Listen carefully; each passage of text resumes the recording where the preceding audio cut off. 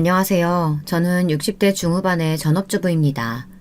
저는 남편과 함께 두 아들, 딸 하나를 키우며 살고 있는데요. 지금은 모두 장성해서 집에서 독립해 제 할 일들을 하고 있습니다. 큰아들은 40이 넘었는데 30대에 결혼을 했고요. 작은아들은 30대 후반에 아직 결혼하지 않았어요. 그리고 막내딸은 이제 막 사회에 첫 발을 내디딘 사회초년생입니다. 딸은 나이가 26이고요. 신혼 초기에 아들 둘만 키우다가 늦둥이로 딸을 낳아 늦게까지 육아에 힘이 들었네요. 그래도 딸은 아들들과 다르게 키우는 맛이 있더라고요.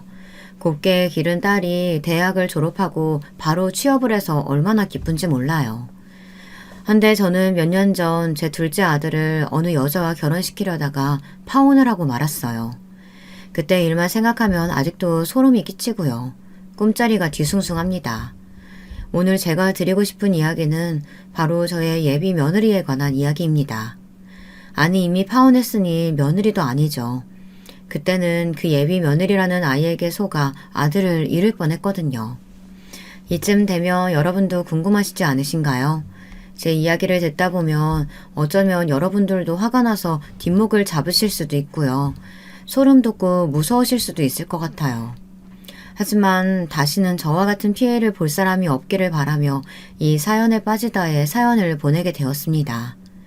여러분, 그럼 지금부터 저의 이야기를 시작해 볼게요. 저는 60대 중반이 되기까지 살아오면서 그다지 큰 풍파가 없었다고 생각합니다.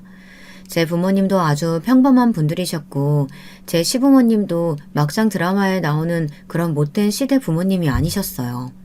그래서 저는 시집살이라는 것을 거의 모르고 살았습니다. 저희 시부모님은 아들이 5이세요. 그래서 시어머니가 아들 5을 혼자 키우시느라 고생을 많이 하셨습니다. 저는 그 중에 둘째 아들과 결혼해 둘째 며느리가 되었고요. 시어머님은 아직 시골에 비교적 건강하게 살아 계십니다. 90세가 넘으셨는데도 아직 경로당에 다니시며 정신도 쌩쌩하십니다. 그것도 참 며느리로선 복인 것 같아요. 연세가 90이신 시어머니가 치매도 안 걸리셨고 아직 혼자서 거동도 하시는 것이 쉽지 않잖아요. 그런데 시아버지는 비교적 일찍 돌아가셨습니다. 60대 초반에 암으로 일찍 가셨어요. 그래서 저는 결혼한 지 얼마 안 되어 시아버지의 상을 치르게 되었죠. 그러고 보니 지금의 제가 시아버지가 돌아가셨던 때보다 더 나이를 먹었네요. 참 세월이 빠르긴 빠른 것 같아요. 저의 친정부모님은 지금은 두 분 다 돌아가셨지만 아버지가 퇴역한 군인이셨고 어머니는 군인의 아내셨습니다. 그래서 저는 어려서 이사를 많이 다녔어요. 어릴 적부터 아버지가 근무지를 옮기면 군부대를 쫓아 이사를 다니다 보니 친구를 잘 사귈 수 없었어요. 그래서 초등학교 때 저는 당당하게 할 말을 잘 못하는 마음 약하고 내성적인 아이였습니다. 저는 5살 위에 오빠가 있었는데요. 그 오빠가 어릴 적에 저를 짓궂은 남자애들로부터 지켜주었습니다. 오빠는 저를 굉장히 과잉보호했어요. 아버지가 군인 정신으로 동생을 잘 지키라고 틈만 나면 오빠에게 정신교육을 시키셨답니다. 군인 아버지에게 군대식으로 교육받은 오빠는 정말 군기가 어릴 때부터 바짝 들었습니다. 실제로 제가 어렸을 때 이런 일들이 자주 있었습니다. 야, 김영희, 넌 왜 이렇게 키도 작고 말랐냐? 밥 안 먹냐? 말괄량이 삐삐도 아니고 머리는 왜 그렇게 따왔냐? 아파. 잡아당기지 마. 너 두고 봐. 우리 오빠한테 이럴 거야. 오빠, 쟤 좀 혼내줘. 영호야, 도망가. 영희는 오빠 떴어. 얼른 도망가. 너 쟤네 오빠한테 잡히면 큰일 나. 이놈들이 누가 우리 영희 괴롭히고 있어. 너희들 한번 이 주먹 맛 좀 볼래? 남자 아이들이 제 머리카락을 잡아당기거나 놀리고 도망가거나 할 때마다 오빠가 나타나 그 애들을 모두 혼내주고 저 대신 싸워주었거든요. 그땐 오빠가 정말 멋있는 히어로 같았어요. 오빠가 성인이 되어서는 그때 아버지께 세뇌당했다며 우스갯소리를 했지만요. 그래서 남편이 저와 결혼을 허락받으러 오던 날도 제 친정 부모님들은 다들 가만히 계시는데 제 오빠가 나서서 반대를 했다니까요. 남편도 나중엔 그때는 아버님보다 형님이 더 무서웠다라고 고백하더라고요. 결혼하고 나서는 우리 오빠와 남편은 아주 둘도 없는 사이가 되었지만 말이에요. 서로 힘든 일 있으면 만나서 술도 한잔하고 고민을 나누는 사이가 되었답니다. 게다가 우리 아들, 딸이 태어났을 때 오빠는 정말 조카 바보가 될 정도로 기뻐했습니다. 오빠 역시 결혼해서 아이들이 있었지만 오빠의 아이들은 이미 초등학생이 되어 있었던 때였으니까요. 오빠는 조카들 보러 우리 집에 와서는 예쁘다고 안고 재워주기도 했어요. 제 남편보다도 우리 애들에게 더 헌신적이었답니다. 이야기가 잠시 딴 데로 갔는데요. 어쨌든 저는 결혼을 한 후 남편이 벌어오는 돈을 알뜰살뜰 쪽에 살림을 하고 애들을 키웠습니다. 남편은 울산에서 현대자동차를 만드는 공장에 다녔습니다. 그때 당시엔 제조업이 융성했던 때여서 남편의 월급은 우리 식구들이 모두 먹고 살 만큼은 되었어요. 그래서 남편은 애들 키우기도 힘든데 나가서 고생하지 말고 집에서 살림하고 살라고만 말해줬습니다. 저는 그게 그렇게 고맙더라고요. 다른 남편들은 애들 키우고 나면 바로 나가서 돈 벌라고 마누라를 그렇게 닥달하는 사람들도 있잖아요. 그런데 남편은 그러지 않았습니다. 우리는 좀 덜 풍족하더라도 우리 애들에게 당신 없는 집에 들어오게 하긴 싫어. 당신이 고생하는 건 집에서만으로도 족하니까 돈은 내가 벌게. 당신은 집에서 살림만 잘하면 돼. 애들 잘 키우고. 정말 그래도 괜찮겠어요? 고마워요.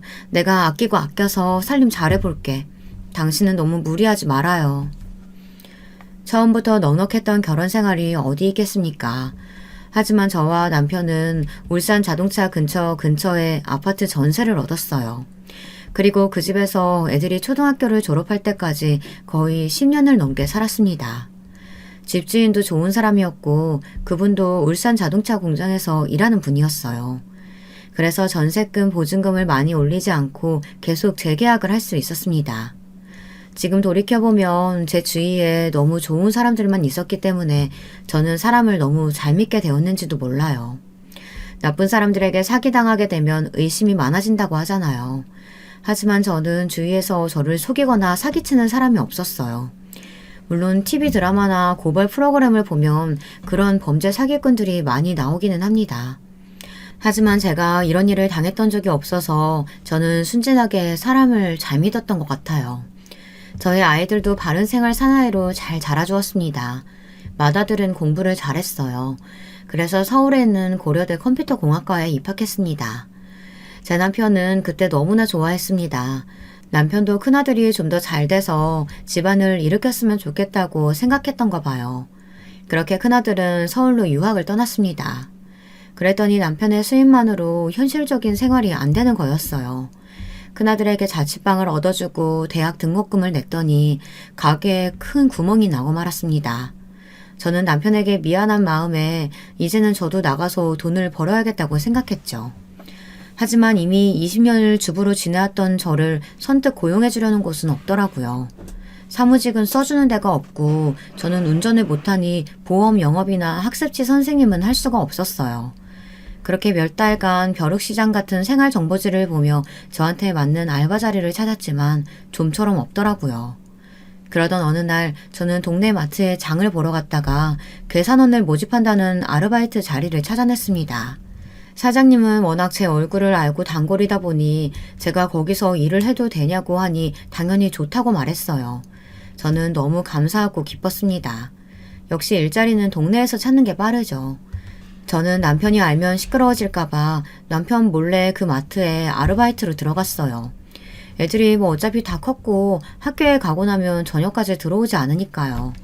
남편도 공장에서 야근이다 뭐다 해서 밤늦게 들어오는 일이 다반사였습니다. 그래서 처음엔 제가 아르바이트를 한다는 것을 남편에게 숨길 수가 있었어요. 저는 그 돈을 제 명의로 된 통장에 차곡차곡 모았습니다. 저만의 쌈짓돈이 쌓여가는 즐거움과 저도 어딘가에 쓸모가 있다는 자부심에 힘든 줄도 모르고 아르바이트를 다녔어요.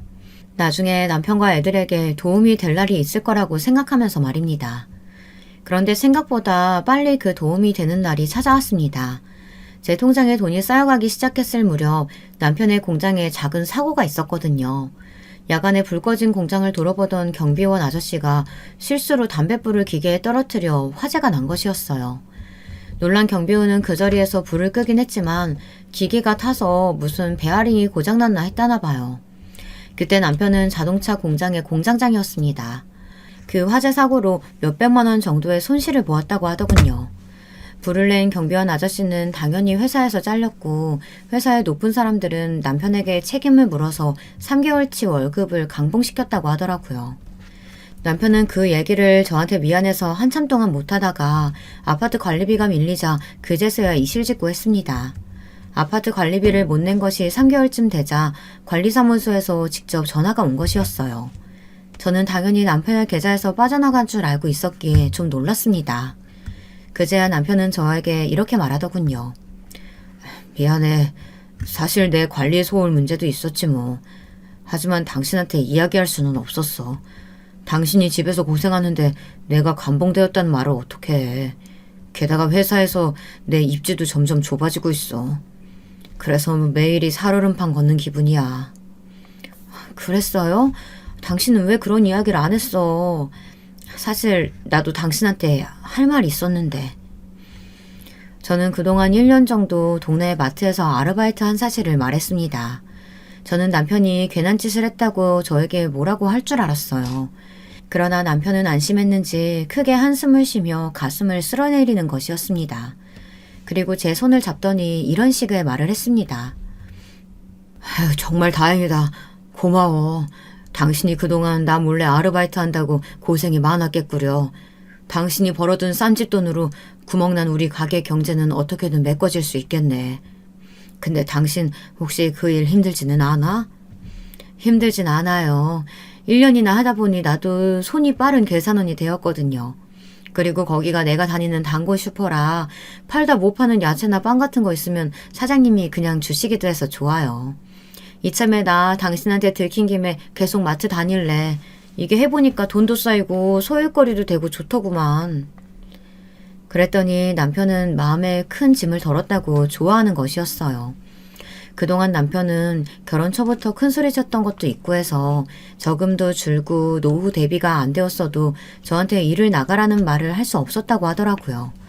그런데 제가 알아서 아르바이트를 구했다고 하니 남편 입장에선 제가 고마울 수밖에 없었죠. 그래서 남편은 집안일을 좀 돕기로 했어요. 제가 일하고 오면 저녁에 힘드니까 설거지는 자기가 해주겠다고 하더라고요. 저는 알겠다고 했습니다. 우리 부부는 그렇게 무슨 일이 있으면 합의해서 가정 경제를 꾸려나가자고 다짐했습니다. 조그마한 것에도 서로 의논하고 합의하는 생활을 하다 보니까 저절로 싸울 일 같은 건 없어지더라고요. 결혼 초기엔 제가 대부분 남편에게 맞췄습니다. 저는 경제적 능력이 없다 보니 남편이 거의 모든 것을 결정했어요.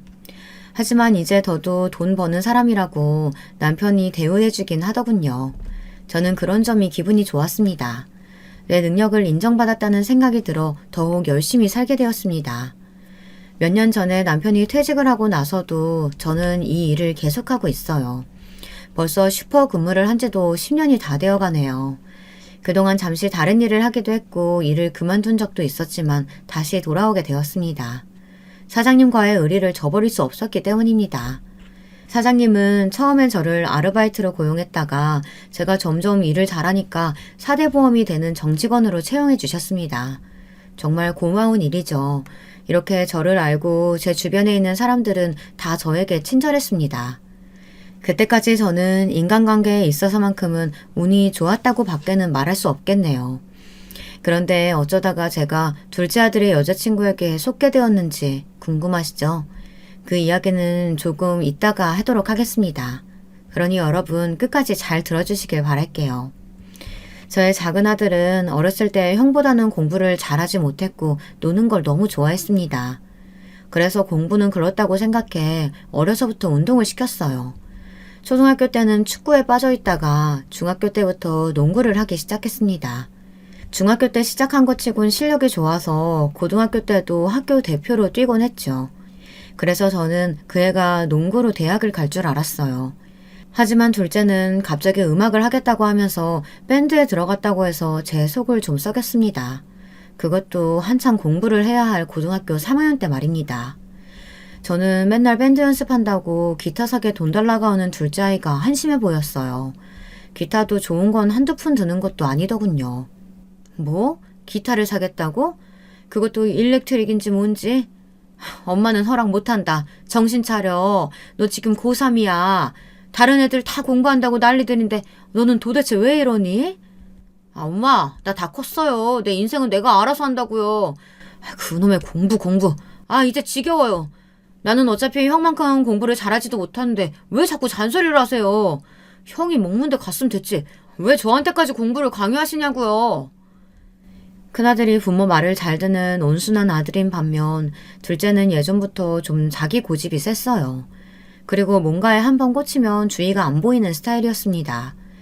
그것 때문에 남편도 둘째를 훈육하려고 할 때는 애를 좀 먹었습니다. 그런 둘째 아들도 군인이셨던 제 친정아버지만큼은 무서워했지만 말이에요. 하지만 이미 청년이 다 된 애를 할아버지가 어떻게 혼낼 수가 있었겠어요. 제 할아버지도 컨트롤이 안 되자 두 손 두 발을 다 들어버린 녀석이 바로 저희 둘째 아들입니다. 둘째 아들은 고등학교 졸업 후 바로 대학을 가지 않고 음악을 1, 2년 하다가 그것도 금방 때려치워 버렸습니다. 밴드 멤버들하고 마음이 안 맞는다나 뭐라나 하면서 말이에요. 그러고는 군대를 갔다가 다시 공부를 해서 늦은 나이에 체대에 갔습니다. 둘째가 대학교에 들어간 게 군대 제대하고 바로니까 26이었던 것 같습니다. 그리고 그 앤 30살에 대학을 졸업했습니다. 군대 가기 전에는 천방지축이더니 갔다 오니까 그래도 정신을 차렸는지 자기가 먼저 대학을 가겠다면서 수능 공부를 하더라고요. 남편과 저는 잘 됐다고 생각했습니다. 둘째 아들이 딴 마음 먹기 전에 얼른 재수학원을 등록시켜 주었습니다. 그동안 안 해서 그렇지 하면 하는 애라는 것을 둘째 아들은 자기 스스로 보여주더군요. 마음먹고 공부를 해서 한 번에 체대에 합격했고 지금은 중학교 농구 코치로 일하고 있습니다. 둘째 아들은 체육계이다 보니 처음부터 남자 아이들과 하고만 어울렸어요. 체대가 좀 군기가 세거든요. 그러니 선배들 따라 술도 많이 마시고 남자들끼리 하는 당구나 게임만 하고 살았죠. 게다가 또 둘째 아들은 늦은 나이에 대학에 들어와서 아저씨 신입생이라고 불렸다고 하더라고요. 체육학과의 남학생들이 그렇게 잘 따랐다고 하네요. 그러다 보니까 얘가 여자에게 면역이 없었어요. 조금 과장을 하자면 우리 둘째 아들은 여대 앞에는 지나가지도 못할 만큼 쑥맥이었던 것이었습니다. 지금 곰곰이 생각해보면 저는 그게 문제였다고 생각합니다. 그래서 그 애가 여자 보는 눈이 그렇게 없었던 것 같아요. 남자들하고만 어울리지 말고 골고루 여자를 사귀어봤어야 했는데 말이죠. 그랬으면 그 여자에게 속아 넘어가는 일이 없었겠죠. 저희 큰아들은 고려대 컴퓨터공학과를 나와 벤처기업을 차렸습니다. 그때 한참 게임업계가 벤처 사업으로 인기가 있었던 때였습니다. 저는 그 애가 컴퓨터공학과를 나왔으니 대기업인 삼성이나 LG에 들어갈 거라고 기대를 많이 했었어요. 하지만 그 애는 친구들과 벤처 회사를 차리더군요. 그래서 저는 내심 실망을 하긴 했습니다. 지금은 대기업 연봉보다 더 많이 벌긴 하지만요. 저도 잘 몰랐는데 그 업계는 밤낮 없이 일만 하는 곳이었어요. 처음에는 건강하고 튼튼하던 아들도 하도 밤을 새니 눈 밑에 다크서클이 지며 점점 폐인처럼 변해갔습니다. 저는 울산에 살고 아들은 서울서 회사를 다니니 아무리 제가 신경을 쓴다 해도 한 달에 한두 번 정도 큰아들의 자취방에 갔다 왔습니다. 그 애는 계속 같은 회사 사람들하고만 보다 보니 사내에서 결혼했습니다. 매일 씻지도 않고 민낯으로 만나는 여자애에게 사귀자고 이야기하고 그렇게 7년 동안 사내 연애를 하다 결혼하게 되었어요. 큰며느리는 지금은 집에서 애를 키우지만 아들 회사에서 수석 프로그래머였습니다. 언젠가 큰아들이 나보다 훨씬 일머리가 좋았다고 말하며 아까워했죠. 애들이 조금만 크면 다시 회사로 들어오게 한다고 하더군요.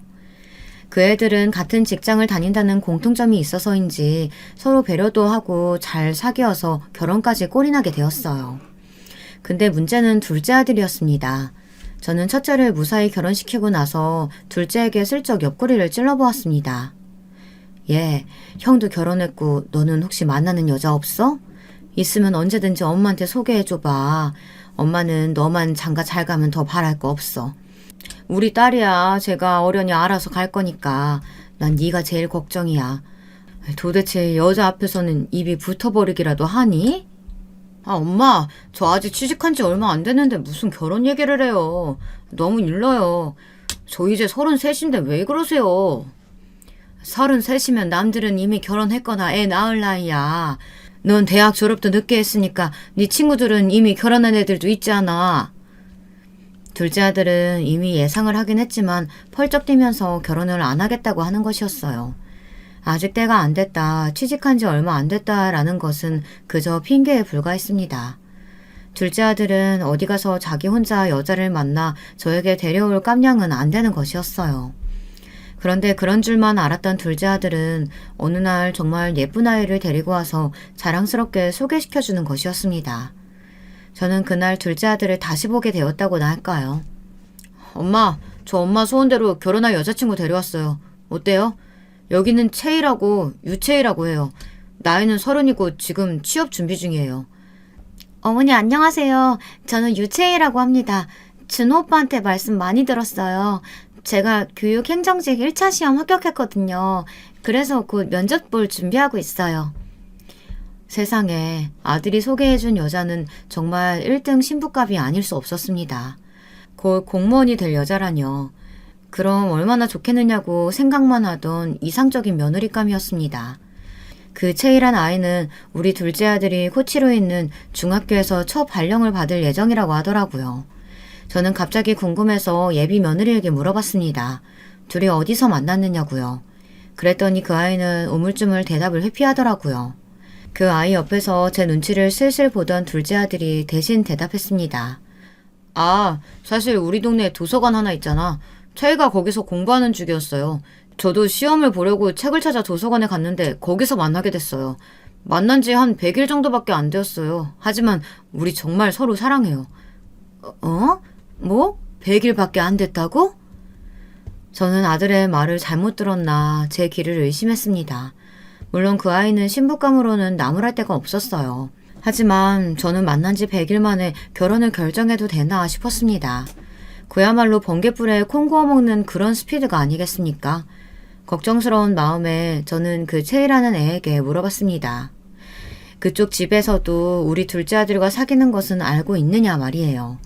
그랬더니 그 애는 수줍게 고개를 끄덕이는 것이었어요. 저는 안도의 한숨을 내쉬었어요. 그때 그 애는 정말 놓치고 싶지 않은 며느리감이었습니다. 그래서 저는 잘 알아보지도 않고 그 애에게 아들과 결혼하는 것을 무조건 허락한다고 했습니다. 그럼 상견례는 언제가 좋겠니? 보다시피 우리 준호가 나이가 좀 많아서 나는 올해 내로 결혼을 했으면 좋겠는데 말이야. 혹시 너희 부모한테 우리 준호 인사시켜드렸니? 아니요, 아직은 못 만나 뵀어요. 오빠가 우선 어머니와 인사부터 하자고 해서요. 그런데 저 어머니 드릴 말씀이 있는데요. 결혼하면 어머니 집에 들어와서 살았으면 좋겠는데 어머니는 어떠세요? 저는 조금 의아하긴 했지만 아들만 원한다면 저는 상관없다고 생각해 흔쾌하게 허락했습니다. 물론 남편과도 의논했어야 되는 일이지만 저는 둘째 아들이 35 슬슬 노총각으로 들어서고 있는 나이였기에 마음이 급했습니다. 그래서 그 애가 어떤 여자인지 그 당시에는 중요하지 않았던 것 같아요. 제가 잘 알아보고 했어야 하는데 지금은 정말 후회하는 부분입니다. 저는 얼른 집으로 가서 남편에게 이 기쁜 소식을 전했습니다. 그렇지만 남편은 저와 다르게 마냥 좋아하지만은 않았습니다. 오히려 저에게 그 예비 며느리란 아이에 대해 꼬치꼬치 묻는 것이었습니다. 집안은 어떤 애며 어느 대학을 나왔고 교육 행정직에 합격한 걸 증명할 자료 같은 건 있는지 말이에요. 그래서 저는 하나도 모른다고 했더니 남편이 심각한 얼굴로 저에게 물었습니다. 당신은 둘째 아들을 믿어? 우리 준호가 얼빠라서 그저 얼굴만 보고 걔랑 사귀는 건지 어떻게 알아? 결혼은 아무래도 좀 신중해야 되는 것 같은데 당신이 이렇게 호들갑을 떠니 나는 좀 불안하다. 아니, 당신은 세상 속고만 살았어요? 우리 아들이 데려온 여자니까 믿어야지. 괜찮아. 어차피 상견례도 다음 주에 잡아놨으니까 그 집안이 정말 별로면 결혼 안 시킨다고 하면 돼. 뭐가 문제예요. 그리고 우리 준호 35이야. 지금 찬밥 더운 밥 가릴 때가 아닌 거라고요. 아유, 당신도 참 답답하다. 저는 신중하게 결정하자는 남편을 오히려 답답하다며 코웃음을 치고 몰아붙이기만 했습니다. 남편은 결국 저의 기세에 눌려 난 모르겠으니 당신이 알아서 해라 라고 하면서 안방으로 들어가 버렸어요. 그때 남편의 말을 듣지 못한 게 지금은 정말 후회가 되네요. 괜히 결혼이 일륜지 대사라는 말이 있는 게 아니었습니다. 여러분들도 아들, 딸들이 결혼한다고 하면 저처럼 실수하지 말고 잘 알아보고 시키시길 바랄게요. 어쨌든 그 다음 주에 저는 예비 며느리의 부모님과 상견례 날짜를 잡았습니다. 저희 가족들이 약속 장소인 울산 시내에 있는 중식당에 도착하자 그쪽 부모님들이 이미 긴장을 하고 앉아 있더라고요. 늦지 않게 나왔는데도 그 애 역시 이미 자그 부모님의 옆자리에 앉아 있었습니다. 그 애는 자기 엄마로 보이는 여자 옆에서 뭔가 이마를 찌푸리며 소곤거리고 있었어요. 제가 헛기침을 하자 그 애와 그의 엄마는 동시에 저를 바라보더니 화들짝 놀라 귓속말을 멈추고 일어났어요. 어머, 안녕하세요. 우리 채희한테 얘기는 많이 들었어요. 반갑습니다. 네, 처음 뵙겠습니다. 저도 우리 준호에게 두 분 이야기는 많이 들었습니다. 만나 뵙게 되어 반갑습니다. 엄마, 말씀 많이 하시지 말고 조용히. 알고 계시죠? 그래, 알았다. 그 아이는 마치 자기 어머니에게 명령을 하듯 말하는 것이었어요. 저번에 본 얌전하고 조용한 그의 이미지와 조금 달랐기 때문에 저는 속으로 놀랐습니다. 하지만 대수롭지 않게 생각했어요. 사부인 될 분이 평소 엄청 수다스러운 성격인가 보다 하고 그저 짐작만 했을 뿐이었어요. 하지만 상견례가 진행됨에 따라 그 애는 자기 부모를 향해 가끔 눈짓을 하기도 하고 뭔가 단속하는 듯한 분위기가 있었어요. 그리고 그의 친정 부모라는 사람들은 딸의 말에 꼼짝을 못하는 것이었습니다. 남편은 그 싸한 분위기를 영 미덥지 않은 눈으로 바라보았습니다. 하지만 저는 그 당시에 그저 아들이 더 늦기 전에 결혼을 해야 한다는 한 가지밖에 생각할 수 없었어요. 그래서 처음에는 그런 예비 며느리의 수상한 말과 행동을 전혀 눈치채지 못했습니다. 물 흐르듯 막힘없이 상견례가 진행되는 와중에 유독 불편해하는 바깥사돈을 보며 남편은 의아한 표정으로 바깥사돈에게 물었습니다. 저 사돈어른, 어디 몸이라도 안 좋으신가요? 왜 그렇게 두리번거리세요? 아닙니다. 제가 잘 모르는 자리에서 좀 긴장하는 버릇이 있어서요. 저는 신경 쓰지 마시고 어서 식사나 하세요. 아버지, 시아버지 될 분한테 무례하게 그게 무슨 말씀이세요? 조용히 좀 하세요. 그래, 알겠다. 예비 며느리는 자기 부모님인데 너무 아랫사람에게 하듯 아무 말도 못하게 하고 분위기를 싸하게 만들었어요. 그의 친정 부모들은 말없이 음식만 먹었고 그 딱딱한 분위기에서 애써 밝은 척하는 건 그 애밖에 없었습니다. 저는 아들을 힐끗 보았어요. 아들은 뭔가 복잡한 표정을 짓고 있었습니다. 너무 이게 아닌데 하는 표정이라 저는 아들의 옆구리를 쿡 찔러 밖으로 데리고 나갔어요. 그리고 아들에게 추궁하듯이 말했습니다. 얘 준호야, 채희가 말이야. 원래 자기 어머니 아버지께 저런 식으로 이야기해? 말이 좀 짧은 편인 것 같아서 그래. 생판 모르는 남한테는 아주 잘하는데 제 부모한테는 좀 그렇다야. 엄마, 쟤도 긴장해서 그런 거 아닐까요? 원래 부모한테 되게 싹싹하고 잘하는 애예요. 제가 저번에 인사하러 여자친구네 집에 갔을 때는 부모님 모두 아주 인자하시고 밝으셨어요. 제 아들도 고개를 갸웃거리기는 했지만 그때는 그냥 그렇게 넘어갔어요. 어떻게 그날의 분위기만 가지고 그 사람들을 판단할 수 있겠어요. 저는 그래도 애써 넘어가려고 했지만 남편은 상견례가 끝나고 집에 와서는 이 결혼 정말 시켜야겠느냐고 말하더군요. 아무래도 좀 예비 며느리가 자기 부모님께 무례하다는 것이었어요. 혹시나 그 애가 버릇도 없고 시부모가 될 우리들을 우습게 보면서 제멋대로 굴면 어떡하냐는 것이었습니다. 저는 그런 남편에게 신경 과민이라고 말했습니다. 어쨌든 저는 그의 첫인상이 너무나 좋았거든요. 그런데 제 예비 며느리는 상견례를 마친 후 조금씩 수상한 점들이 보이기 시작했습니다.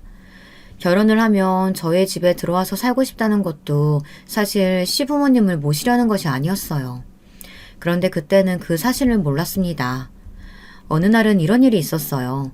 우리 아들에게 제가 슈퍼에서 일한다는 이야기를 전해 듣고 예비 며느리는 저에게 전화를 걸어 이런 말을 하더군요. 어머니 안녕하세요. 저 채희예요. 잠깐 통화하시는 거 괜찮으신가요? 난 괜찮다. 그런데 무슨 일로 전화를 다 했어, 우리 며느리가? 네, 다른 게 아니고요. 준호 씨가 그러는데 어머니가 슈퍼에서 아르바이트 하신다고 하던데 저랑 오빠 결혼하고 나면 그거 그만두실 수 있나 여쭤보려고요. 응? 그건 왜? 무슨 이유라도 있어? 제가 단번에 거절을 했어야 했는데 그러지 않으니 그 애는 저에게 본심을 말해버리더라고요. 사실 제가 교육행정직 공무원이 되면 결혼을 해도 집안일을 할 수 없을 것 같으니 저보고 일 그만두고 집안 살림을 하라는 그런 내용의 말이었습니다. 저는 왠지 떨떠름한 생각이 들었어요. 같이 산다고 하면 저는 그날 며느리랑 같이 집안일을 나눠 할 생각이었거든요. 근데 그 아이는 생각이 좀 저와 달랐습니다. 게다가 아직 우리 애랑 결혼도 안 했는데 벌써부터 이런 말을 한다는 것 자체가 좀 어이가 없더라고요. 그래서 저는 일부러 목소리를 깔고 그 애에게 말했어요. 얘 채희야, 내가 이런 말 한다고 서운하게 생각하지 마라. 하지만 내가 너희들 뒷바라지 하기 위해서 내 일을 그만두는 일은 없을 거야. 너도 일이 5시에 끝나고 나도 6시에 끝나니까 비슷하게 집에 와서 너는 네 할 일 하고 같이 저녁 준비도 하고 그럼 된다고 생각하는데 안 그러니? 이 시애미 말이 틀리니? 어머니 정말 실망이에요. 이런 작은 편의도 봐주지 못하시나요? 준호 오빠는 결혼하면 제가 일하니까 어머니가 집안살림 다 해주시고 애기 낳으면 애도 키워주실 거라고 했는데 제가 준호 오빠를 좀 잘못 본 것 같네요. 어머니하고 그런 합의도 안 하고 있었다니. 그러더니 며느리는 무례하게 전화를 끊어버리더라고요. 끊어진 전화를 붙들고 있던 저는 뒤통수를 한 대 얻어맞은 느낌이었습니다. 남편이 예비 며느리에게 느낀 쎄한 분위기는 이런 걸 두고 하는 말이었던가. 저는 며느리가 조금씩 의심이 가기 시작했어요. 그리고 물러터진 제 아들을 만나봐야겠다 생각했습니다. 하지만 우리 아들도 바쁘고 저도 슈퍼일로 바쁘다 보니 며칠 동안 한번 말은 해야지 생각만 하고 실천에 옮기지를 못했습니다. 그동안 아들과 며느리는 주말에도 결혼 사진을 찍는다, 식장을 예약한다 하면서 집에 잘 붙어있지도 않더라고요. 모든 것을 거의 예비 며느리였던 그 애가 결정하고 우리 아들은 그저 옆에서 고개만 끄덕였다고 나중에 준호가 그러더라고요. 자기도 그 채이라는 애가 그렇게 무대포에다 말이 안 통하는 줄은 몰랐었다고요. 아무래도 그때는 자기가 모해에 씌였던 것 같다고 말했습니다. 우리 아들은 그게 사랑인 줄 알았다고 그 애는 한번 자기 멋대로 되지 않으면 팩하고 돌아서서 며칠간 냉전을 유지했다고 하더라고요. 그래서 우리 준호는 그 애가 헤어지자고 할까봐 아무 의견도 내놓지 못하고 그저 채이가 하라는 대로 고개를 기계적으로 끄덕였던 것입니다. 폐물도 예비 며느리의 마음대로 방에 들어올 가구들도 그 애의 마음대로였습니다. 하다못해 턱시도나 신랑 화장을 할 메이크업 가게까지 그 애가 멋대로 결정을 해버렸다는 거예요. 그렇게 떠밀려가듯 결혼식 날짜가 가까워져 갔습니다. 저는 예비 며느리가 좀 제멋대로인 면은 있지만 결혼 후고 제가 그 애를 조금 고칠 수 있을 줄 알았어요. 하지만 그것은 제 착각이었습니다. 드디어 결혼 전날이 되었네요. 저는 마지막으로 청첩장을 안 보낸 곳이 있나 점검을 했습니다. 그리고 아들은 목욕을 다녀와 집에서 자고 있었는데요. 그런데 우리 집에 갑자기 초인종이 울리는 것이었어요. 이상했어요. 올 사람이 없는데 말이죠. 저는 현관 앞에서 누구시냐고 크게 소리를 질렀습니다. 그러나 아무도 대답을 하지 않았어요. 저는 좀 무서워서 아들을 깨워 밖에 나가보라고 했습니다. 예, 혹시 동네 애들이나 칼을 든 강도 같은 걸지도 모르니까 조심하고 얼른 나가봐. 에이, 엄마, 그럴 리가 있겠어요. 그냥 초인종 누르고 지나가는 장난일 거예요. 안 나가봐도 돼요. 아니야, 내가 예감이 안 좋아서 그래. 얼른 나가봐. 아무것도 아니면 다행이지 뭘. 문 밖에 나가보는 게 얼마나 걸린다고 안 가려고 해. 결국 둘째 아들은 투덜투덜하면서 방에서 나와 현관에 나가봤답니다. 그랬더니 아무것도 적혀있지 않는 흰 봉투가 떨어져 있었다고 하더라고요. 의아한 생각에 아들은 얼른 그 봉투를 주워 들고 집으로 들어왔습니다. 저는 아들이 가져온 흰 봉투가 너무나도 수상한 생각이 들었어요. 준호, 너 혹시 이거 떨어뜨리고 간 사람 얼굴이나 뒷모습이라도 본 적 있어?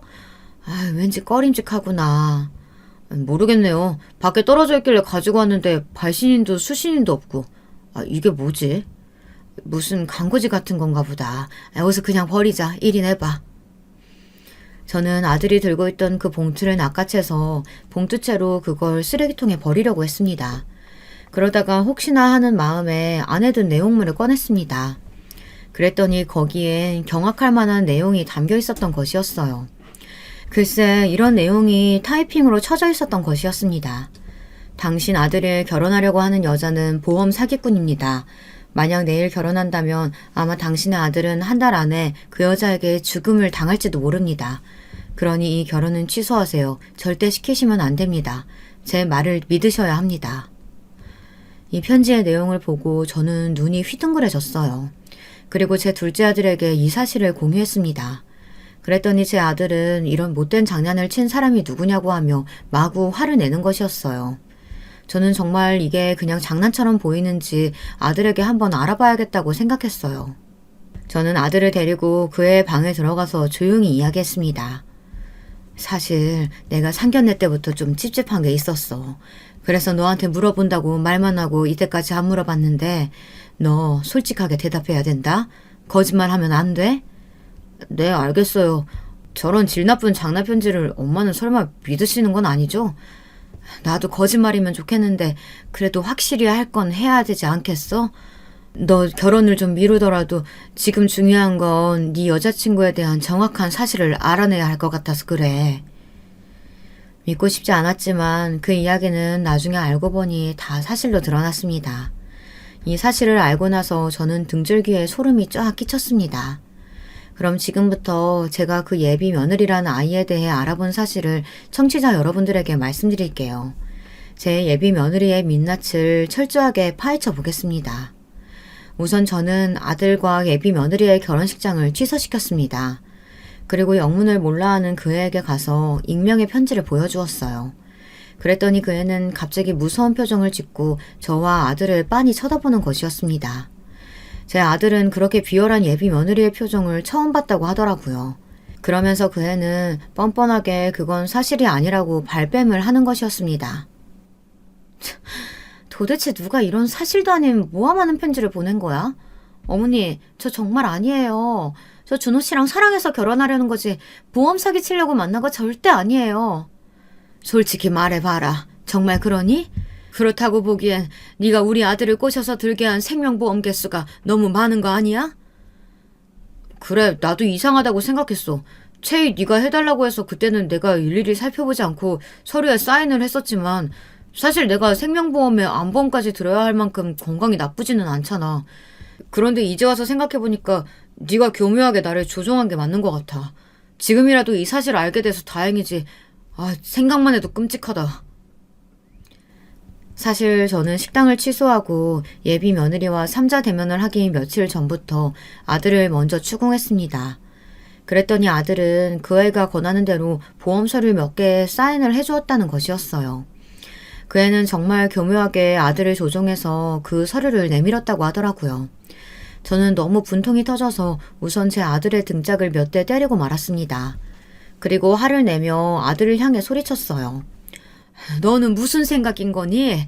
걔가 보험하는 애도 아닌데 네 생명보험을 그렇게 많이 들어달라고 하는데도 하나도 의심하지 않았어? 아니, 채희가 저를 너무너무 사랑해서 저한테 무슨 일이 일어나면 안 된다고 하면서 그 서류들 준비하더라고요. 게다가 장모님이 보험 영업하신다고 하는데 예비 사이가 돼서 그걸 어떻게 거절해요. 저는 정말 들기 싫었지만 어쩔 수 없었다고요. 제가 며느리를 노려보며 이런 사실들을 전부 내뱉었더니 예비 며느리의 표정에 낭패한 빛이 떠올랐습니다. 이미 사기친 걸 전부 들켜버렸다는 걸 알고 나더니 그 애는 금방 돌변해서 팔짱을 끼며 오만불손한 태도를 취했습니다. 게다가 그 애의 입에서는 정말 쌍소리가 확 튀어나오는 것이었어요. 아이씨, 짜증나게. 그래서 뭐야? 어쩌라고요? 아줌마 아들이 병신 같아서 저한테 속은 걸 어쩌라고요? 다 필요 없고 내가 지금 여기서 경찰 불렀으니까 딱 기다려라. 너 같은 사기꾼은 깜빵에 갇혀서 콩밥을 먹어야 돼. 뭐라고요? 경찰을 불렀다고요? 안 돼, 오빠, 나 좀 구해줘. 그래도 그동안 우리 잘 지냈잖아. 어머니, 제가 잘못했어요, 네? 제발 경찰 신고는 하지 마세요, 네? 저는 굳은 얼굴로 그 아이의 눈앞에 보험 해약 서류들을 내던졌습니다. 저는 아들이 들었던 보험 회사들을 일일이 찾아가 그 보험들을 전부 해약하고 왔던 것이었어요. 아들이 속아서 사인한 보험의 개수는 암보험, 운전자 보험, 생명보험, 하여간 모든 것을 통틀어 10개가 되더라고요. 며느리는 눈앞에 우수수 쏟아지는 그 해약된 서류들을 보더니 이제 더는 발뺌도 할 수 없음을 깨닫고 고개를 떨구었습니다. 그리고 제가 미리 불러둔 경찰들이 들이닥치자 포기해버린 건지 별다른 반항도 하지 않았어요. 그 애는 얌전히 경찰들의 손에 연행되어 순순히 경찰차에 탔습니다. 경찰들은 그 길로 그 애의 엄마를 체포하러 떠났습니다. 저와 둘째 아들은 그제야 안도의 한숨을 내쉬었어요. 다행이다, 준호야. 너 저런 무서운 애랑 사귀었던 거야. 무슨 일 안 당하기 전에 이 결혼 취소해서 다행인 줄 알아. 응? 다음부터 여자 사귈 땐 무조건 뭐 하는 애인지 다 알아보고 사겨. 알겠니? 알았어요, 엄마. 정말 어이가 없네. 모녀가 둘 다 사기꾼이었다니. 너무 무섭다. 저와 아들은 둘 다 몸서리를 치면서 멀어져가는 경찰차의 뒷모습을 바라보았습니다. 나중에 알게 된 사실인데요. 저희 집 앞에 그 제보 편지를 두고 간 사람은 상견례 때 봤던 그 예비 며느리란 아이의 아버지였습니다. 그런데 그 아버지는 그 아이의 진짜 아버지가 아니었어요. 제 며느리 될 뻔한 그 채이란 아이는 아버지가 일찍 돌아가셨다고 합니다. 그래서 어릴 때부터 그 애의 엄마가 보험 영업을 하며 그 아이를 키웠는데요. 그 애는 20살 때부터 어머니와 짜고 보험 사기를 치고 돌아다녔던 겁니다. 제가 바깥 사돈으로 알고 있던 그 아저씨는 그 애의 엄마와 내연 관계였는데요. 그 상견례 때 계속 마려운 표정을 하고 있었던 것도 양심의 가책을 받아서였던 것 같습니다. 대졸이었다는 것도 교육 행정직에 합격했다는 것도 그 애의 나이도 당연히 다 거짓말이었죠. 알고 봤더니 그 애는 대학은커녕 공부하러 도서관에 다닌 적도 없는 애였습니다. 그러다 제 아들을 사기의 타겟으로 삼고 나서부터 마을 도서관에서 공부하는 척을 했다고 하더라고요. 그 깜찍한 년이 글쎄 제 아들이 그 도서관에 나타날 때마다 자주 마주치며 캔커피를 준다든지 가방을 놓아준다고 환심을 샀던 모양이었습니다. 제 바보 같은 아들은 그 애의 거칠의 친절을 진짜로 믿고 홀딱 빠져버린 것이었고요. 여러분 정말 소름이 끼치지 않으신가요? 저는 나중에 이런 경찰의 설명을 듣고 머릿속이 하얘지는 것이었습니다. 우리 아들이 정말 그것이 알고 싶다에 나올 뻔하지 않았습니까? 제 인생에 어떻게 이런 일이 일어났는지 정말 믿을 수가 없었어요. 제 손으로 그 애를 경찰서에 넘기고 나서도 저는 밤에 무서워서 잠을 못 잤습니다. 헌데 자초지종을 다 알게 된 남편은 그것 보라면서 저에게 퉁을 주는 거였어요. 그거 봐. 내가 처음 봤을 때부터 그 사돈들의 행동이 수상하기는 했어. 그리고 그 애도 어쩐지 말을 막 하더라고. 내가 잘 알아본 다음에 결혼을 시켜도 시키는 거라고 했잖아. 앞으로는 내 말 무시하지 마. 저는 아직도 가슴이 두근거려 자다가 벌떡 일어날 정도였는데요. 남편은 이런 얄미운 소리나 하는 걸 보고 저는 정말 성질이 나더라고요.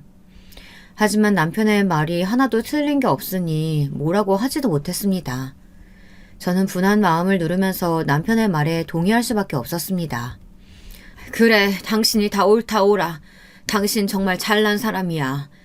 그것보다도 우리 아들이 정말 결혼해서 한 달 안에 보험 사기를 죽기라도 했으면 당신은 어쩌려고 했어? 그게 중요한 건 아니잖아. 그런 슬픈 일이 일어나기 전에 우리가 아들을 구했고 사기꾼 모녀를 잡았다는 게 가장 중요한 거 아닐까? 당신 이번 일로 마음고생했으니까 우리 당분간 준호 결혼이나 파혼 같은 건 생각도 하지 말고 둘이 어디라도 다녀올까? 저는 남편이 그냥 하는 소리인 줄 알았습니다. 그래서 콧방귀나 끼고 말았는데 글쎄 며칠 후 제 남편은 저를 위해 해외여행을 예약한 것이었습니다. 쉬는 날 홈쇼핑을 보다 좀 충동적으로 하긴 했지만 말이에요. 그래서 저희 부부는 아들 결혼이 파토난 후로 둘이서 라오스로 여행을 다녀오게 되었어요. 그 추억도 이제는 몇 년 전이 되었네요. 저는 모든 것이 느린 그곳에서 사기꾼 모녀에게 받은 충격도 좀 잊고 힐링을 하고 왔습니다. 그리고 남편에게 나중에 애들 시집장가 다 보내고 나면 이곳으로 아예 이민을 오자고 했습니다. 라오스는 정말 느림의 미학이 있는 곳이었어요. 사람들은 순박하고 기후는 따뜻하고 농사짓는 삶에 대한 동경을 가진 채로 한국에 돌아오게 되었습니다. 저는 나중에 라오스에 가서 살고 싶어요. 만약 그게 현실적인 이유로 안 된다면 귀농이라도 할 생각을 가지고 있습니다.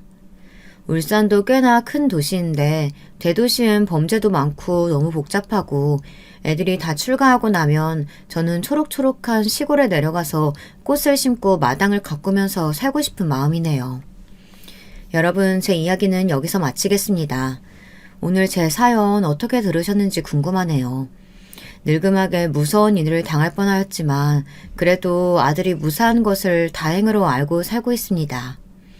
그리고 저는 둘째한테 너무 결혼하라고 성화를 부리지 않기로 했습니다. 뭐 끝까지 혼자 살게 되어도 그건 제 팔자겠죠. 결혼에 조급해 눈이 멀어 아들의 전 여자친구 같은 사이코패스를 또 만나면 안 될 거 아니겠어요. 부디 여러분들에게 충고를 하나 드리겠습니다. 아들, 딸 결혼은 아주 신중하게 잘 알아보고 결정하시길 바랍니다. 저와 같은 실수는 저 한 사람으로 충분하니까요.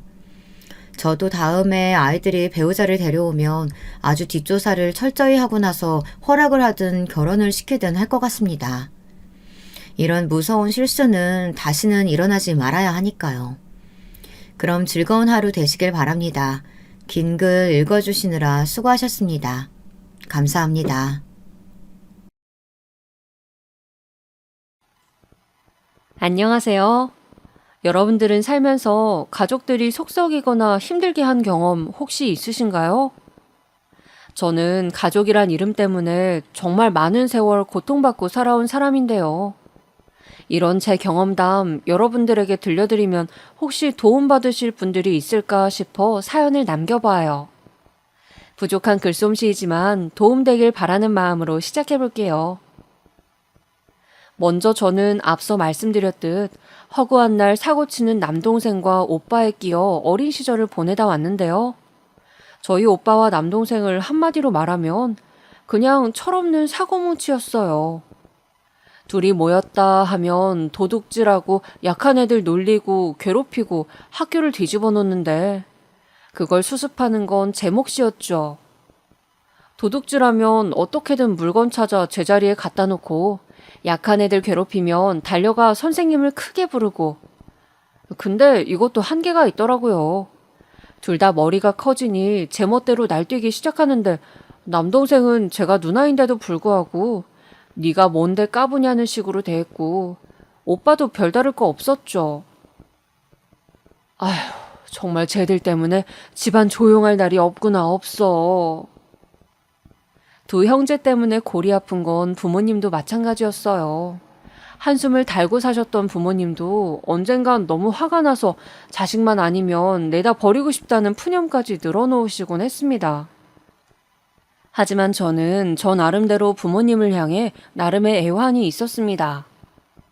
차라리 부모님께서 엄하게 잡아주신다면 둘 다 덜 엇나갈 것 같은데 그저 두 사람을 늘 부드럽게 타이르기만 하셨거든요. 심지어 돈까지 쥐어주시면서요. 얘들아, 제발 말 좀 들어라. 엄마가 이렇게 부탁할게. 이런 식으로 부탁과 애걸복걸만 하시니 나중엔 오빠와 남동생 둘 다 부모님의 이런 수법을 이용해 외려 더 악질로 변하더라고요. 그런 모습을 모두 지켜보았던 전 이렇게 생각했죠. 나라도 단단히 두 사람을 바로잡지 않으면 저 두 사람이 나중에 교도소를 들락거리겠구나. 그래서 분명 어렸을 때만 해도 겁 많고 유순했던 제 성격이 억세고 강하게 변한 건지도 모르겠어요. 남편을 만났던 계기 역시 제 성격과 연관이 있는데요. 사회생활을 할 때도 저는 별명이 철의 여인이었어요. 우스갯소리이긴 한데 성격이 딱딱하고 웬만해선 감정을 잘 드러내지 않는 성격이다 보니 동료들이 그런 별명을 붙여주었더라고요. 당시 저희 회사엔 무서운 상사가 한 명 있었거든요. 저를 빼고 모든 동료들이 그 상사한테 한번 혼나면 주눅이 들거나 눈물을 흘리는 사람들도 대다수였는데 저만 아무렇지 않아 했어요. 그 이후론 그런 별명이 더 사내에 돌게 된 거죠. 그런데 그때 저와 비슷하게 말이 별로 없고 일만 잘 처리하는 남자 사원이 한 명 있었는데 그 사원의 별명 역시 철의 남자였습니다. 그 사람은 성격이 좀 차분하고 그다지 감정적으로 행동하는 사람이 아니었죠. 생각하는 것도 행동하는 것도 로봇같이 보일 때가 많았으니까요. 그래서 그런지 인기는 별로 좋지 않았지만 저에겐 왜인지 호감형으로 다가왔어요. 왠지 저 사람 알아가면 갈수록 괜찮은 사람이겠다라는 생각이 들면서 사람이 궁금해지더라고요. 그리고 저는 그 결심을 바로 행동으로 옮겼죠. 제가 먼저 대시를 한 거예요. 지금 생각해도 웃긴데 여느 때와 같이 업무 처리를 하는 와중 느닷없이 다가가 오늘 저녁에 나랑 영화 볼래요? 하고 물은 겁니다. 저도 참 직설적이죠. 좀 로맨틱하게라도 말하던가 생뚱맞게 영화표 주며 보자는 제안이라니. 거기다 말투도 은근 강압적이었어요. 근데 거기에 그 사람도 조용히 고개를 끄덕이며 응하더군요. 그렇게 첫 데이트가 이루어졌어요. 알고 보니 그도 저에게 호감이 있었고 그 기간은 꽤 오래되었다고 하더군요. 하지만 정작 당사자인 전 전혀 그간 눈치채지 못했으니 아마 먼저 대시하지 않았다면 한 세월을 기다렸을 거예요. 아니면 이루어지지 못했거나요. 아무쪼록 저희는 이어졌습니다. 네, 그리고 결혼이란 단계까지 차근차근 밟아나갔죠. 다소 감정 표현에는 서투른 저희 두 사람이었지만 저희도 여느 연인들처럼 싸우기도 하고 그러다 다시 화해하기도 하며 질펀한 연애의 과정을 거쳤어요. 그런데 다른 점이라면 그 사람이 감정적인 편이 아니다 보니 넘지 말아야 할 선은 넘지 않았고 또 이해할 수 있는 면은 충분히 이해해 주려고 했던 게 좋은 관계로 이어진 것 같아요. 게다가 제 남편, 말수는 없지만 한번 내뱉은 말은 책임감을 가지고 반드시 이행하는 사람이기 때문에 가정을 꾸린다면 분명 다른 곳으로 눈 돌리지 않을 사람이라는 걸 확신했어요. 역시나 저희 부모님도 그 면을 좋게 봐주셨던 것 같고요. 우리 정은이 오빠한테 치이고 동생한테 치이고 얘가 어린 시절부터 아주 고생이 많았어요. 잘 부탁해요. 남편도 저희 어린 시절 일대기야 잘 알고 있었기에 저희 부모님의 부탁 어린 말을 듣곤 걱정하지 마시라고 자기가 잘하겠다고 그러더군요. 참 든든했습니다. 그런데 저희 부모님 뵙는 자리가 끝나니 시댁 부모님 뵙는 자리가 다가왔는데 긴장하지 않는 척 했지만 은근히 긴장이 되더라고요. 제가 여성스럽게 꾸미지도 못하는 편이고 옷도 손에 닿는 대로 그냥 대충 입는 편이라 시댁 부모님 뵈러 갈 땐 그래도 나름 차려입는다고 했는데 분명 그저 그럴 게 뻔했거든요. 그래서 혹시나 안 좋게 비춰지면 어쩌나 하고 걱정을 많이 했어요. 근데 시부모님 뭐랄까요? 남편의 부모님답게 성격이 굉장히 깔끔하시고 점잖으신 분들이더라고요. 두 분 다요. 만나 뵙는 자리에서 저를 배려해 주신 건지 별다른 사적인 질문들을 많이 하지 않으셨고 신혼집이나 미래 계획 정도를 물으셨는데 1시간 만에 이야기가 끝이 났어요. 너무 후다닥 끝나 마음은 편했지만 가족 간의 만남보단 마치 업무 미팅을 하는 기분이었죠. 저기 나 마음에 들어 하신 거는 맞지? 그럼 자기 무척 좋게 보신 거야. 원래 엄마 아빠 두 분 다 말씀이 많지 않으셔. 그래서 저는 나와서도 남편을 채근하며 이런 질문을 많이 했던 것 같아요.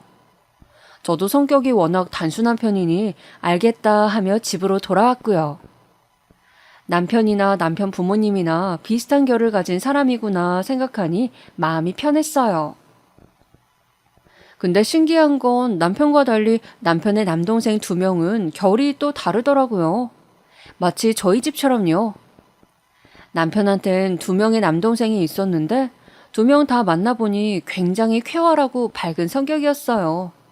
기본적으로 장난기가 많고 친화력이 좋은 스타일이었죠. 형, 나는 형 평생 장가 못 갈 줄 알았는데 하며 웃는데 저도 모르게 따라 웃게 되더라고요. 남편이 어쩐지 남동생들한테 말로 지는 느낌이었거든요. 어쨌든 삼형제 중 장남인 과묵한 남편과 달리 유쾌한 서방님 2분과의 만남은 꽤나 제게 인상적이었습니다. 식이 끝나고 나서 본격적으로 신혼생활을 시작했을 때도 집이 가까워 서방님들을 볼 기회가 종종 있었어요. 그리고 그 자리엔 동서들도 나왔고요. 동서들은 서로 안 지 오래된 사이여서 그런지 상당히 친해 보였어요. 동서라는 호칭을 따로 쓰지 않고 이름을 부르기도 했고요. 알고 보니 두 명이 대학 동기라고 하더라고요. 대학 다닐 땐 그리 친하지 않았는데 나중에 결혼하고 보니 같은 대학 동기라는 걸 알게 되고 더 친해졌다고 해요. 신기한 인연이죠. 그래서 저도 첫 만남 자리에서 무척 신기해하며 이것저것 물었던 기억이 나요.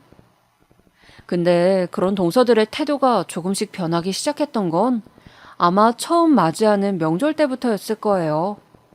그날 익숙하게 부엌에서 일을 하는 동서들을 도와 전도 부치고 음식 만드는 것도 돕기 시작했는데 큰 동서가 유독 예민하게 굴더라고요.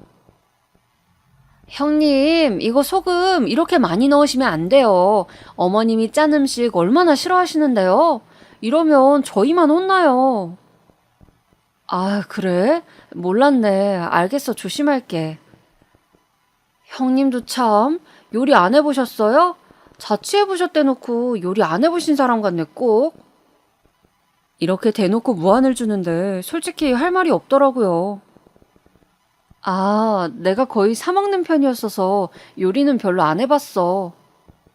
라고 대답하긴 했지만 마음속엔 계속 찝찝함이 남아있었습니다. 아무리 음식 맛에 예민해도 그렇지 뭘 저렇게까지 말하나 싶어서요. 그래도 뭐 이해했어요.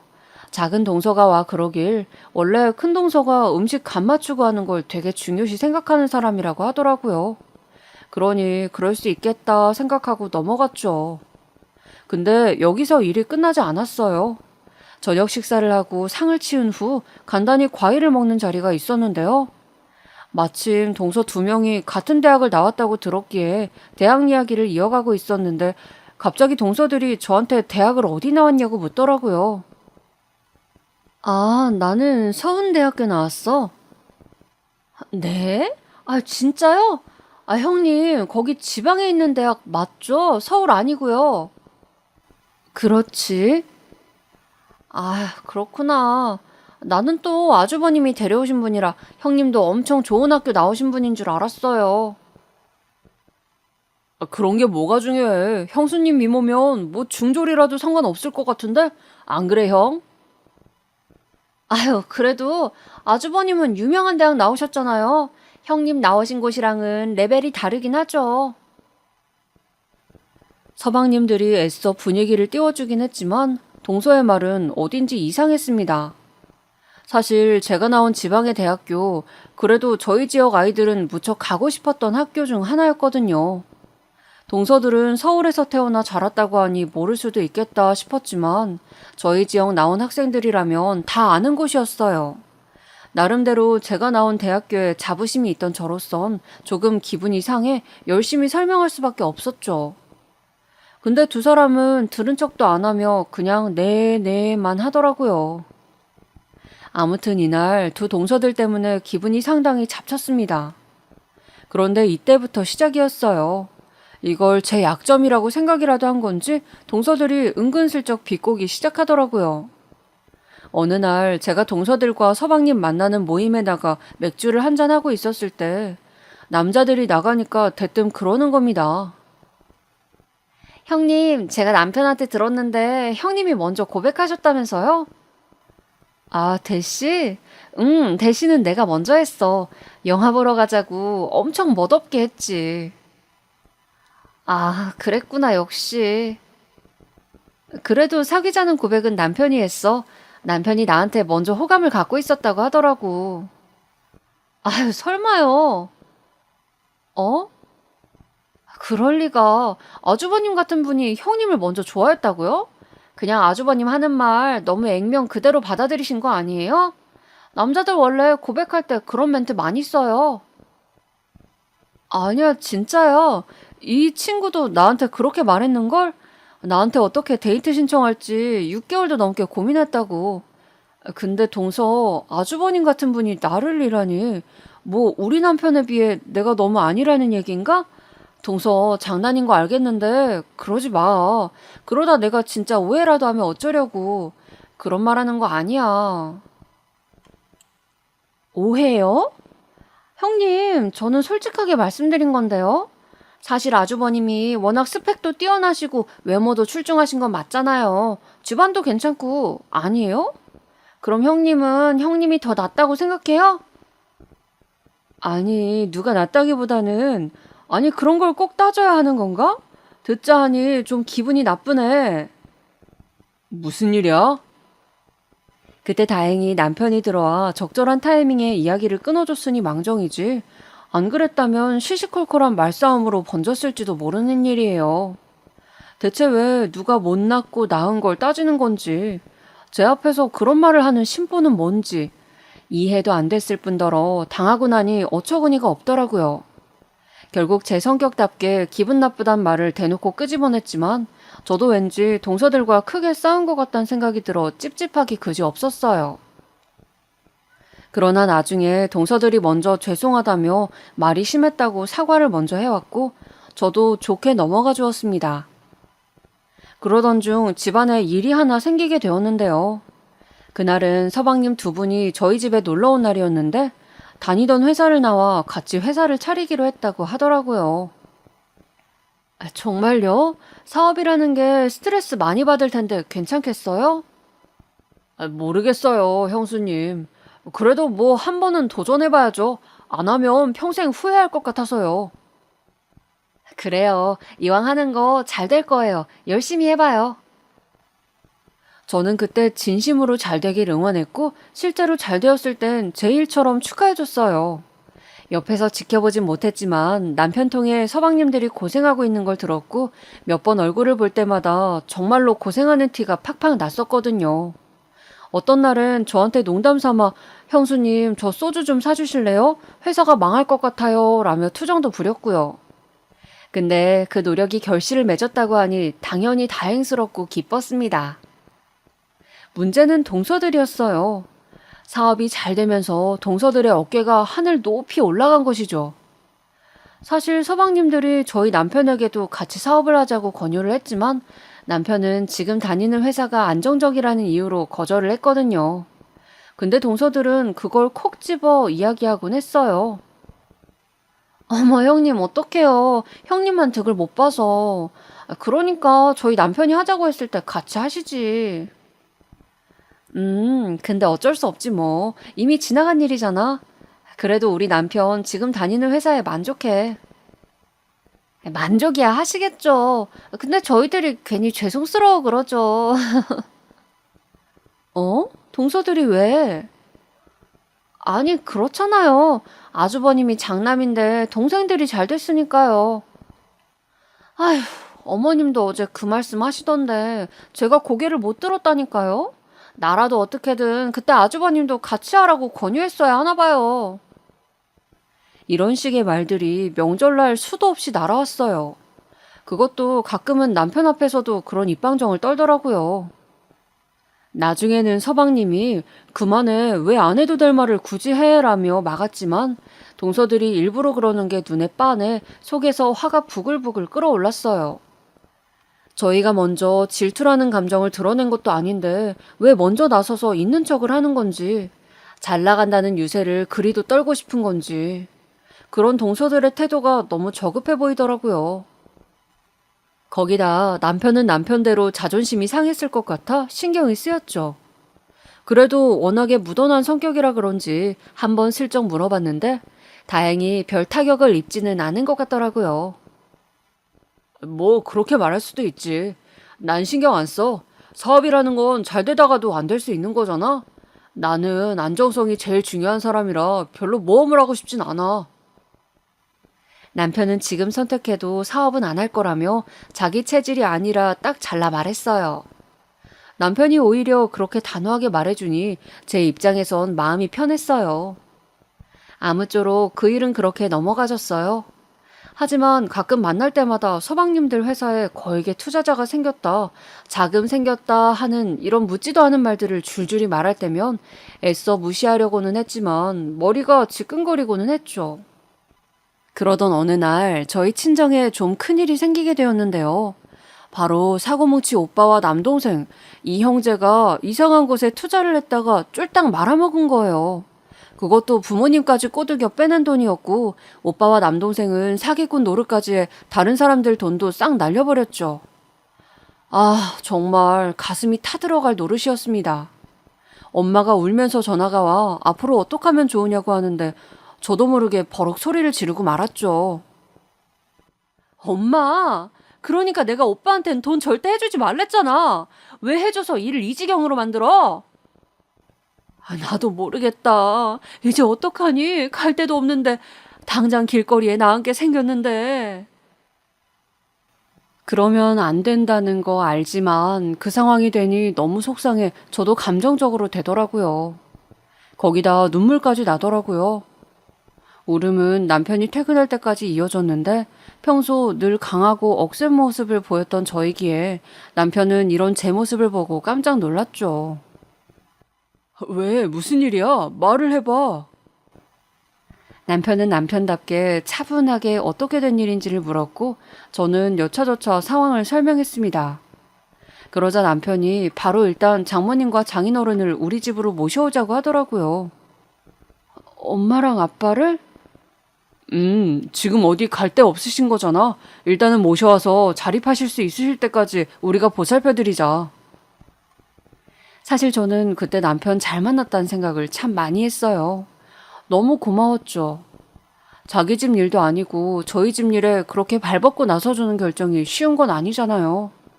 근데 남편은 일말의 망설임도 없이 먼저 저희 부모님을 집으로 모시고 오자고 했고 그렇게 저도 부담 없이 친정 부모님을 당분간 모시고 살 수 있게 되었어요. 친정 부모님은 오시자마자 남편 볼 면목이 없다며 미안해하셨지만 남편은 괜찮다며 편하게 있다 가세요 장모님 장인어른 하고선 듬직한 면모를 보여주었습니다. 엄마도 집안일이라도 거들면서 남편 뭐 하나라도 더 챙겨주려 했고요. 하지만 이런 제 사정은 누구에게도 알리고 싶지 않아 입을 꾹 다물었어요. 직장에서도 티내지 않고 조용히 다니고 있었죠. 하물며 가까운 제 친구에게도 말하고 싶지 않았어요. 부모님이 오빠와 남동생 말에 속아 쫄딱 망해 우리 집에 들어와 있고 오빠와 남동생은 교도소 갔다는 게 솔직히 말하면 누군가한테 말하기 조금 창피하더라고요. 근데 이런 제 사정을 우연히 서방님이 알게 되었어요. 남편을 잠시 만나러 왔다가 저희 부모님을 보곤 놀란 거죠. 안녕하세요. 식장에서 본 엄마의 얼굴을 기억하고 있던 서방님은 급히 인사를 했고 엄마도 잠깐 놀러 왔다고만 말을 했는데 엄마의 짐이 집에 있고 한 걸 보니 서방님도 무언가 눈치채셨는지 남편에게 슬쩍 물어봤나 봐요. 남편은 동생이니 괜찮겠지 싶어 말을 한 모양이고요. 허나 사람 입이 얼마나 무서운지 여기서 새삼 느끼게 되었는데요. 동서가 이 일을 알게 된 이후론 시댁에까지 이 일이 알려지게 된 겁니다. 동서들은 신이나 제 집안일을 입에 올렸고요. 그날은 어머니 생신날이었는데요. 저를 보자마자 어머 형님 괜찮으세요? 요즘 많이 수척해지시긴 하셨네요. 고생이 많죠? 아니야 괜찮아. 아휴 아니 사돈 어른은 괜찮으시다니? 언제까지 집에 있으시는 거니? 네, 지금 많이 좋아지셨어요. 아마 당분간은 같이 생활해야 할 것 같아요. 참, 어쩜 일이 그렇게 됐다니. 평소 별 말씀 없으셨던 시부모님도 이 일은 신경이 쓰이시는지 한숨을 푹 쉬더라고요. 은근슬쩍 자기 아들이 고생할까봐 걱정이 되는지 제 남편을 따로 불러 괜찮냐 물어보기도 하고요. 덕분에 저는 집에서 군 식구 눈칫밥 먹는 존재가 된 느낌이었습니다. 저희 사고뭉치 두 것들 때문에 그리고 그걸 무기 삼아 공격하는 동서들 때문에 말이죠. 동서들은 꼭 이 일을 입에 올려 걱정해두는 척 안부를 물으며 안 됐다는 말을 하곤 했습니다. 그것도 꼴보기 싫은데 거기다 시부모님까지 이제 한편이 되어 언제 저희 부모님이 나가시는지 노골적으로 물으시고요. 정말 속상하고 화도 났습니다. 어디 하나 기댈 곳이 없는 느낌이었던지라 외로웠고 남편도 원망스러웠죠. 왜 이야기를 해서 일을 이렇게 만들었는지 원. 그렇게 남편과는 사이가 소원해지고 부부싸움도 잦아졌어요. 왜 부부들은 그냥 사소한 걸로도 싸우곤 하잖아요. 설거지를 하기로 해놓고 왜 안 했냐? 오늘 청소하는 날인데 어딜 가느냐? 저희는 주로 집안일을 가지고 많이 실랑이를 했는데 엄마가 앞에 있어도 저는 그냥 남편한테 짜증을 막 퍼부었어요. 그때는 세상 모든 게 힘들고 서럽게 느껴졌던 시기라 말을 가리지도 못했죠. 당신 무슨 약속을 나가? 오늘은 엄마랑 저녁 먹으러 나가기로 했잖아. 아, 내가 말하는 걸 깜빡했네. 오늘 친구랑 선약이 있었어. 선약? 무슨 선약? 선약이 가족 모임보다 중요해? 아휴, 뭐가 더 중요한 게 아니고 깰 수 없는 선약이니까 그렇지. 당신 말투가 도대체 왜 그래? 내가 뭐 잘못한 거 있어? 내 말투가 뭐가 어때서? 평소 침착하고 흥분하지 않던 남편도 저에게 조금 실망했는지 이런 사소한 일로 다투게 되었고, 나중엔 제가 먼저 다가가 사과하고 풀긴 했지만 어쨌거나 저대로 미안함이 남더라고요. 그래서 그때부턴 저도 감정을 잘 추스르고 그 어디에도 귀 닫고 원래 저대로 삶을 살기로 했어요. 원래 있던 회사 일에 열중하면서 남편과도 최대한 갈등 없는 삶을 이어가기로 한 거죠. 남편도 제 마음을 알아준 건지 먼저 화해를 요청했고 친정 부모님이 독립하실 수 있는 자금까지 마련해 주었습니다. 그땐 남편에게 너무 고맙고 미안해 제대로 말도 못하고 눈물만 흘렸습니다. 당신 부모님이면 내 부모님이기도 해. 울지 마. 외려 남편은 이런 넓은 마음으로 저를 안아주었습니다.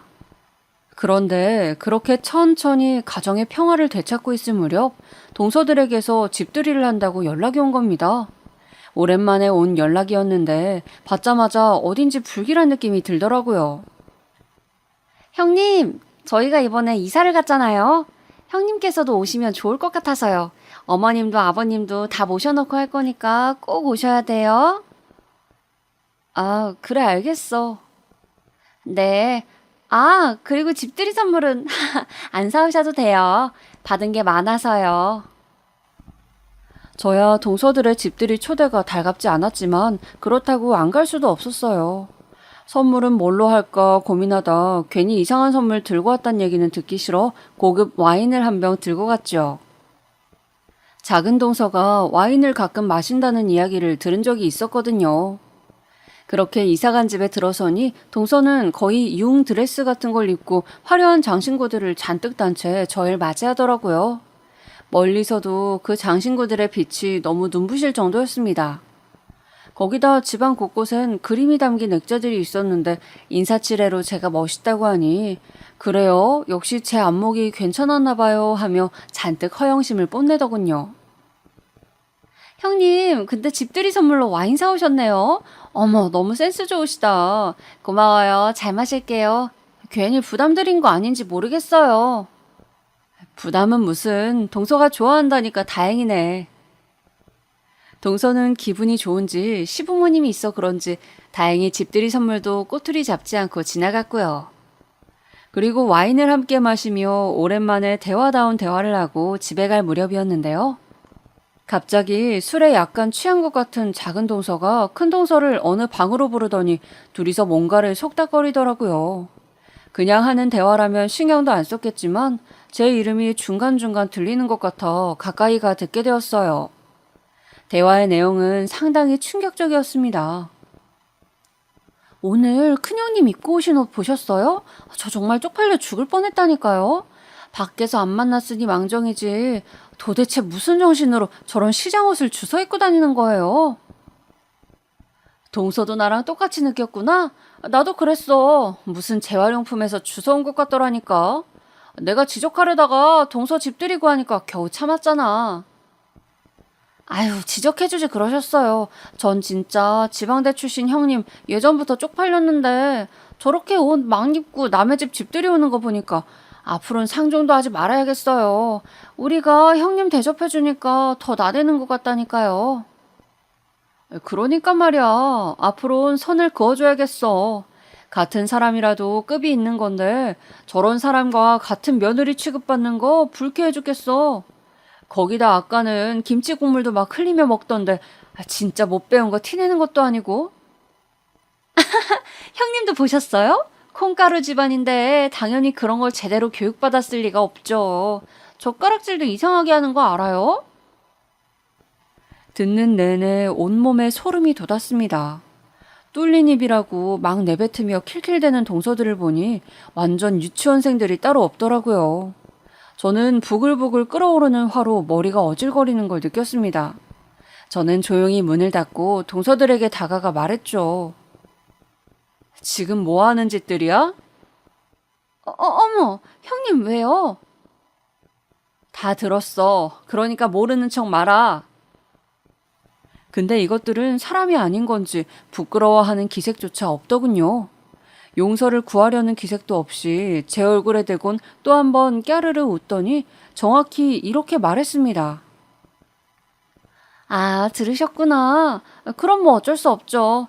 솔직히 말해 창피한 건 어쩔 수 없으니까요. 뭐야? 솔직히 형님과 저희들이 수준이 다른 건 맞잖아요. 우리가 같아요, 그럼? 지방대 출신의 그저 그런 집안 출신인 형님이랑 저희가 어떻게 같아요? 거기다 이번엔 형님 친정 완전히 망했잖아요. 저희는 그런 출신 집안 사람 같은 며느리라고 인정하기 싫어요. 맞아요. 저희가 지금까지 형님 대접해드린 건 시부모님 봐서지 형님 봐서가 아니에요. 아, 정말 보자 하니까 말이면 다인 줄 알아? 그리고 그 자리에서 저도 모르게 두 동서들의 머리채를 획 잡아버릴 뻔했습니다. 근데 이걸 저지한 건 시아버지의 목소리였어요. 뭔 말들을 하는 거니? 시아버지의 불호령에 동서 둘 다 살짝 어깨를 움찔하더라고요. 사실 시아버지가 평소엔 별 말씀 없으시지만 한번 화를 내시면 가족들 모두 꼼짝 못할 정도의 위력을 가지신 분이었거든요. 지금 너희들보다 위인 사람한테 그게 무슨 말버릇이야? 뭐야? 형님으로 인정하기가 싫어? 니들이 뭘 잘났다 그따위 말을 짓거리는 게야? 아버님, 저희는 그게 아니고. 조용히 안 해? 아니, 왜 큰 소리가 나요? 무슨 일이에요?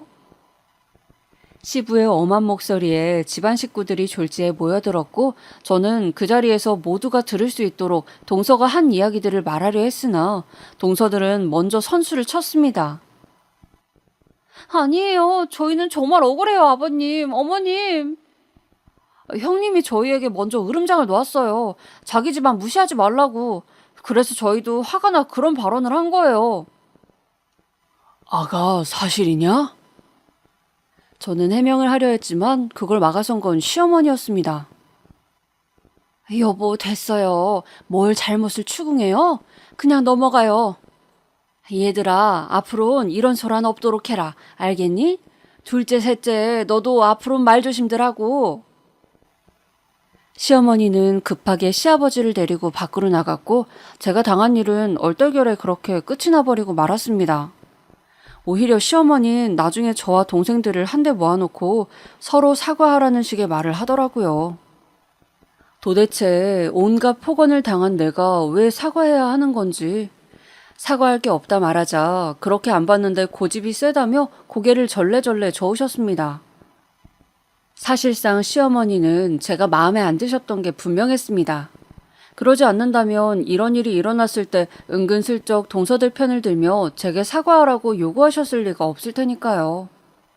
바로잡으려는 건 시아버지와 남편뿐이었습니다. 무뚝뚝한 성정의 남편은 제가 많이 걱정됐는지 하루에도 10번씩 전화를 하며 안부를 물었습니다. 그리고는 서방님들을 따로 불러 이야기도 한 모양인지 앞으로는 그럴 일 없을 테니 걱정하지 말라고 하더라고요. 허나 전 그 말을 믿지 않았습니다. 한번 어긋나기 시작한 두 동서들의 행동은 더 막 나가기 시작했어요. 시부모에게 혼이 난 뒤로는 오히려 교묘하게 저를 괴롭히기 시작하더군요. 일부러 단톡방에 초대해서 제 욕을 한다든지 하는 유치한 방법으로 말입니다. 그럴 때마다 저는 모르쇠로 일관하고 깡그리 다 무시해 주었지만 사람인지라 동서들이 한 말이 가슴 깊이 남는 건 어쩔 도리가 없었어요. 친정이 망했단 사실이 그들의 귀에 들어가지 않았다 해도 어차피 일어날 일이었지만 두 동서들의 본성은 참기 힘들 정도로 더 악랄해져 갔어요. 저 역시 참을 수 있는 한도를 넘어가고 있었죠. 아가, 네가 좀 참거라. 원래 윗사람이 참는 거다. 라는 시아버지의 위로 아닌 위로도 귀에 들려오지 않았습니다. 그러던 어느 날 명절날 대망의 사건이 터지고 말았습니다. 아침 8시까지 음식을 해야 하니 오라는 시어머니의 명령을 받고 갔는데 같이 음식을 하기로 했던 동서 2명과 시어머니 모두 다 보이지 않더군요. 비밀번호를 알아 일단 누르고 들어왔는데 연락도 되지 않길래 일단은 오겠지 싶어 혼자 요리를 시작했습니다. 그게 제 실수라면 실수였죠. 전 부치고 불고기 만들고 이것저것 하다 보니 시간이 금세 흘렀는데 그때부턴 삭신이 마구 쑤셔오더라고요. 시계를 보니 4시간이 흘러가 있었고요. 그 전날까지도 회사 일을 하느라 잔뜩 지쳐 있었는데 시어머니가 적어놓은 요리 목록은 길고도 참 길었습니다. 결국 짜증이 확 올라와 젓가락을 내팽개치는데 그로부터 1시간이 지난 후에야 동서들이 들어왔습니다. 어머 형님, 먼저 와 전 부치고 계셨네요. 죄송해요. 저희가 시어머니랑 잠깐 어디 좀 다녀오느라고요. 어딜 갔다 왔는데?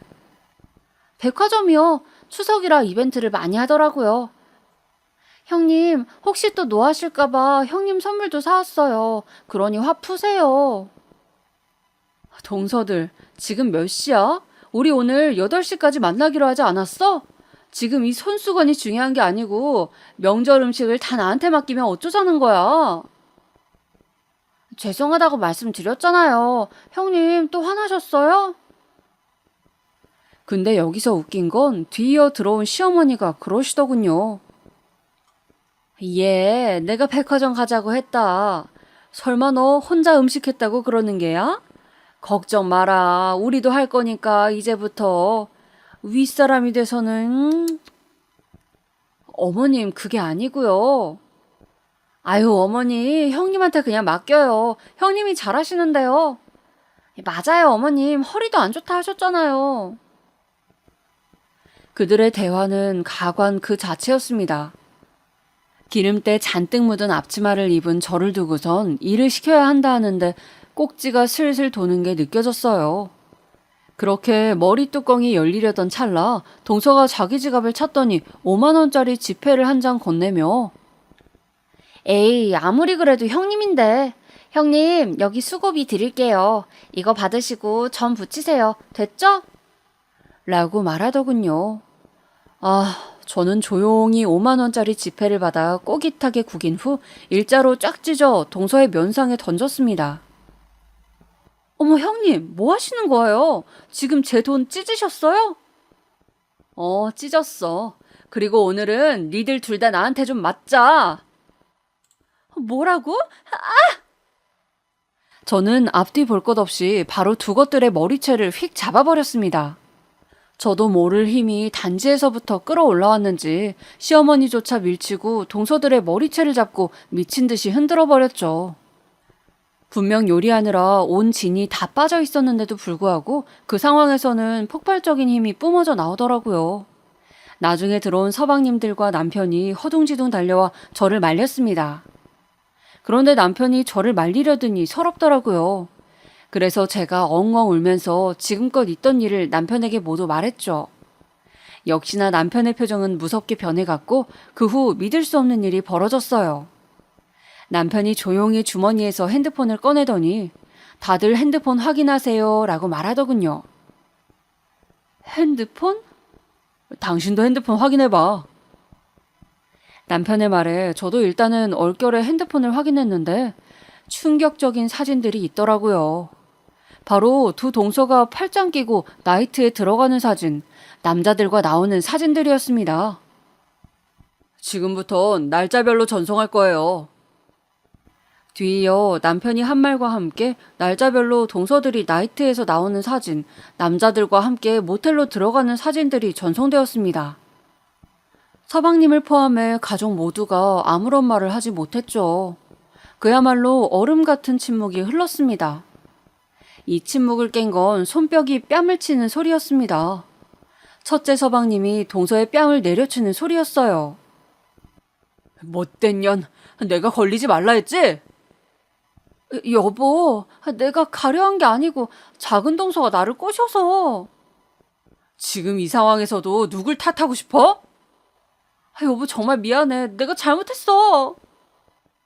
그때 한 번 걸린 거로는 부족했어?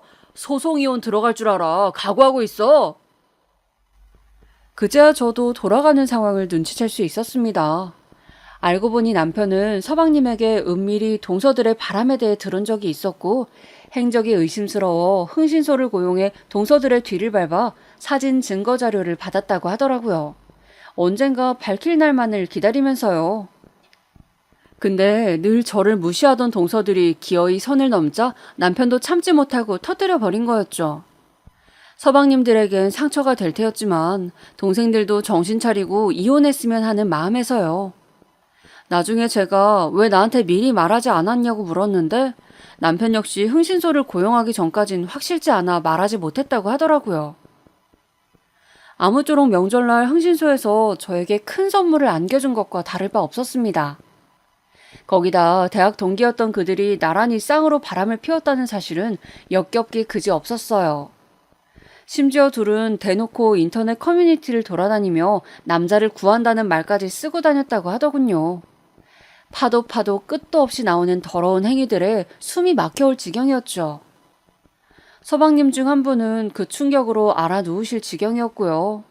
시어머니는 내가 사람을 잘못 들였다며 땅을 치고 후회하셨습니다. 지금 동서들이요? 동서들은 나란히 이혼을 당하고 찍소리도 못하고 살고 있다 합니다. 아마 또 2명이서 신세한탄이나 하며 남자를 물색하고 다닐지도 모르죠. 하지만 더 이상 그런 질 나쁜 사람들에겐 관심 두지 않으려 합니다. 저는 남편과 계획 임신으로 아이 하나 낳고 잘 살고 있습니다. 그 전과 달라진 점이 있다면 남편과 전보다 더 깨볶는 사이가 되었다는 거예요. 왜 그런 말 있잖아요. 현생의 부부면 전생의 원수다. 만약 그 말이 사실이라면 저희는 정말 지극히 원수였던 게 틀림없습니다. 이렇게 저만을 아껴주고 가족을 위해 헌신하는 남편을 보면 말이죠. 요즘은 남편이 고마워 저절로 엉덩이라도 두들겨주고 싶어진다니까요. 저 너무 팔불출 같나요? 그래도 어쩌겠어요. 마지막으로 이 사연을 쓰기 전엔 제 치부가 될까 망설여지기도 했는데 막상 쓰고 나니 속이 너무 후련하고 통쾌하네요. 이런 사연 채널 만들어주신 유튜브 관계자 여러분들 감사드리고요. 제 이야기 들어주신 여러분들도 모두 감사합니다. 항상 행복하세요.